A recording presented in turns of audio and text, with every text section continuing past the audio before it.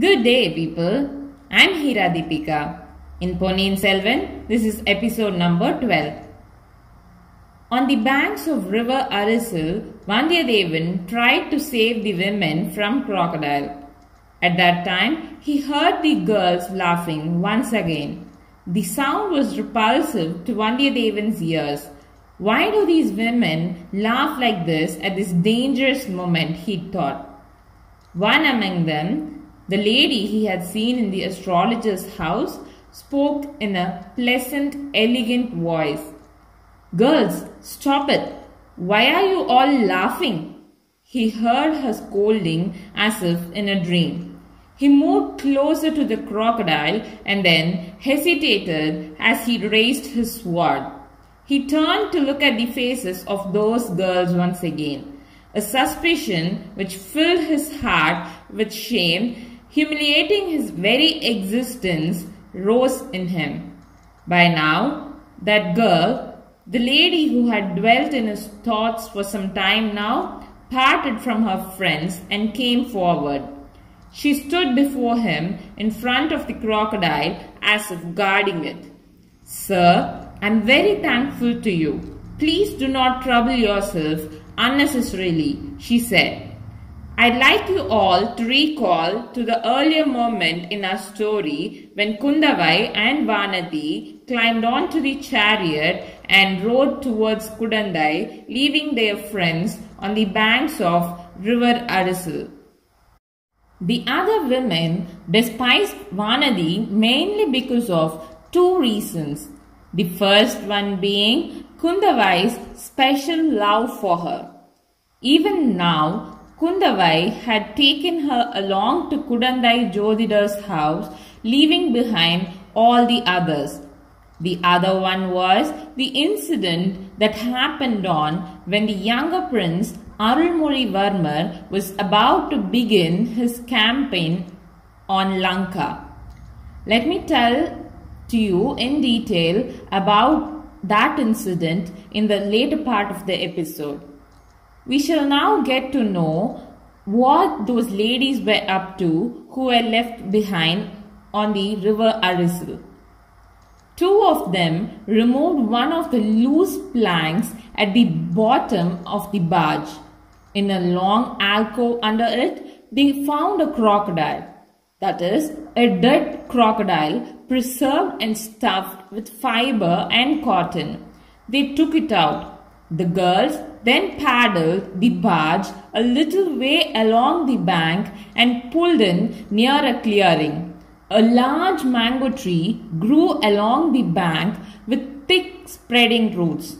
They pulled the stuffed crocodile amidst the tree roots. It lay among the roots, half in the water and half out. The girls bound a thin string to one of its legs and tied it to the root, preventing the stuffed reptile from floating away. Tharika asked, "Why did the younger Prati want us to leave the crocodile here like this?" "Don't you know, Vanadi is so timid and poor-spirited, frightened of each and everything. To get rid of her fear and make her brave." If we consider all these things, it seems as if the younger Prati really intends to wed this foolish Vanadi to our prince, exclaimed Niravati. "If anything like that happens, I shall poison this Vanadi and kill her," said the jealous lady Varini. "All this jealousy of yours is not warranted. All the kings of the world, the monarch of Manyaketa and Rashtrakuta, the emperor of Vengi, the king of Kalinga, and even the emperor of Kannauj are ready to give their daughters in marriage to our prince. Who will care about this Vanadi from Kodumbalur?" said soft-spoken Mandagini. "All those kings may be willing, like you say, but what are the wishes of our prince? I believe he always says, 'If I ever marry, I shall marry a girl from the Tamil lands.' Don't you all know this?" asked Sendiru. then all is well. All of us should polish our charms and show our competence. What this Vanadi can do, we can also achieve. Let us now explain the reason for such talks amongst these women. About 1,000 years ago, the best of kings, Parandaka Sundara Chola, that is around 957 to 973 AD, Sundara Chola ruled as an emperor without equal in South India. He had ascended the Chola throne several years before the times of our story. For the past several hundred years, Chola power had been growing. Chola territories were spreading in all directions. Even so, when Sundara Chola ascended the throne, his enemies in the south and north were powerful. Kandaraditya, who had ruled before him, was immersed in devotion to God Shiva. He had merited the title Kandaraditya, who had knowledge of Shiva. He did not show much interest in expanding his territories. After Kandaraditya, his brother Arinjaya, who ascended the throne, ruled for a short year. After Arinjaya's death, his son Parandaka Sundara Chola came to power. Sundara Chola had all the qualities essential for a great king. Being skilled in war, he led a campaign to the southern region in the very beginning of his reign. A great battle took place between the Chola and Pandya armies at a place called Shevur. Mahinda, the king of Lanka, had sent a large battalion to help his friend Veera Pandya, who ruled at that time from Madurai city. The large Chola army defeated the combined forces of the Pandyas and the Lankans at Sevur. Veera Pandya, who lost his armies, lost his crown, lost his friends, saved his life and ran from the battlefield to escape into hiding. He hid himself in the rocky caves of a desert and bided his time. Most of the Lankan army was destroyed in the Sevur battle.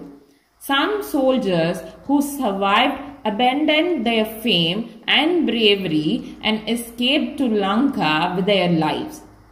It had been the practice of the Lankan kings to send their men in support of the Pandya kings in the clashes between the Cholas and Pandyas. Sundara Chola wished to put an end to this practice. He decided to send a Chola contingent to land in Lanka and teach the island king a lesson. He sent a large army to Lanka under the command of a chieftain of Kodumbalur known as Parandaga, the younger lord of Velir.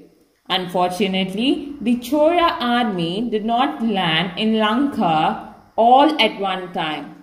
They did not have adequate shipping facilities for that. The battalions which had landed first started advancing without any forethought. Mahinda's Lankan army, led by Commander Sena, came out and surrounded the Chola forces in a surprise move. A terrible battle was fought. In that engagement, the Chola commander lost his life. Stone inscriptions deciphered in the recent years refer to him as the younger lord of Velar who fell in Lanka. When Veera Pandya, who was hiding in the desert caves, heard this news, he gathered courage once again and emerged. Again, he assembled a large army and entered the battlefield. This time, the Pandya army was completely destroyed. Veera Pandya also lost his life. Aditya Karigala, the elder son of Sundara Chola, took part in this final battle and performed various heroic deeds. He also acquired the title the Valiant Prince who wrung the head of Veerapandya. In spite of all this, the Chola emperor and all his generals, advisors, ministers and soldiers did not forget their wish to teach the Singhala king Mahinda of Lanka a lesson. A large force was gathered in readiness for the campaign. The question, who should lead this legion, arose. The crown prince Aditya Karigala, Sundara Chola's elder son, was at that time busy with his troops in the northern border. He had captured the ancient city of Kanchi after routing the armies of the Rashtrakutas who had occupied the Tirumunai and Tondai territories. He was making preparations to lead his armies further north. In this situation, a fierce competition rose among the other generals in the Chola nation for the privilege of leading the Lankan campaign. Jealousy and accusations resulted from such rivalry. It was very rare to find someone who did not wish to enter the battlefield in the ancient Tamil land. The competition was about who should go to the war front. Enmity and envy would often result from such competition. There was fierce rivalry amongst the Chola generals about who should lead the Lankan campaign and establish the Chola fame by destroying the pride of the Singhala kings. Prince Arulmozhivarma, the younger son of Emperor Sundara Chola, came forward to put an end to this rivalry. Dear father, I have spent enough time in the luxury of the Parayarai palace. As the darling child of my aunts, grandmothers and mothers, please appoint me as the commander of the southern armies. I shall go to Lanka and lead the Lankan campaign, said the young prince. Arulmozhivarma was barely 19 years old at that time. He was Sundara Chola's cherished younger son. He was the beloved child of all the queens who lived at the Parayarai palace. He was the darling of the Chola nation. Sundara Chola was possessed of a handsome countenance. His father, Arinjaya, had fallen in love with her beauty and married Kalyani, the princess of the enemy kings of Vaitumba. The son born to Arinjaya and Kalyani was named Parandaga. However, the citizens and countrymen of the Chola nation who saw the handsome face of the prince called him as Sundara Chola. Sundara meaning beautiful. He came to be known by that name. All the children born to this handsome prince were attractive and beautiful, but the youngest child, Arulmozhi, surpassed all others in beauty. The charm of his handsome face was not of this world. It seemed to be divine. When he was a baby, the queens of the Chola palace would repeatedly kiss his cheeks and make them flush.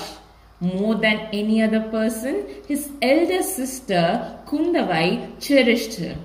Though she was barely 2 years older to him, Kundavai felt that the responsibility of rearing this divine child was hers. In his turn, Arulmozhi returned all the love and adoration that his sister showered upon him. The brother would not cross the line drawn by his elder sister. The younger Prati had to merely utter a word even if all the three gods, Brahma, Vishnu and Shiva came together and said something against that, Arulmozhi would not consider their words. The elder sister's words were gospel to the younger brother. The sister would often peer into her darling brother's face. Not just when he was awake, she would gaze upon the face of her sleeping brother for hours together. There's some divine grace in this boy. It is my duty to bring it to the forefront and make it shine, thought the young princess. When her brother slept, she would often pick up his hands and study the lines on his palms. To her, those lines would appear to have the sign of the conch and discus. Aha, he is born to rule this world. He will bring the whole world under one rule, she would think. But there was no possibility of him ascending the Chola throne. Princes elder to him, eligible to ascend the throne, there were 2 others before him. Then how could he acquire the kingdom? On which throne would he sit? Let's get to know more about our beloved king Rajaraja Cholan, alias Arulmozhivarmar, in the next episode. To continue listening to this epic novel, please subscribe to my channel Heeradeepika and enable the notifications icon, that is the bell icon, and continue listening to the story. Thank you.